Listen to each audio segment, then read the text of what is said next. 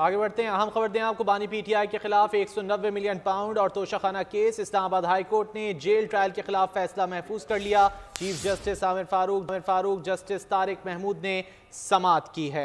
बानी पीटीआई के खिलाफ 190 मिलियन पाउंड और Toshakhana case. Islamabad high court ने जेल ट्रायल के खिलाफ फैसला महफूज कर लिया है और chief justice Amir Farooq justice Tariq Mahmood ने समाअत की है। तफसीलात जान लेते हैं डिप्टी ब्यूरो चीफ अली शेर से। अली शेर बताइए।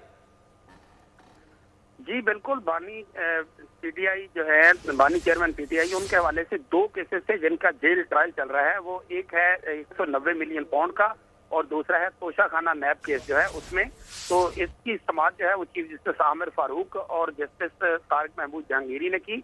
हुकूमत की तरफ से जो अटॉर्नी जनरल जो है उन्होंने दलाइल दिए और उनका ये कहना था कि समाअत जो है उसको ओपन रखा गया हुआ है। फेसबुक, ट्विटर, यूट्यूब के स्क्रीनशॉट मौजूद हैं, मीडिया को रसाई दी जा रही है और वो ओपन है।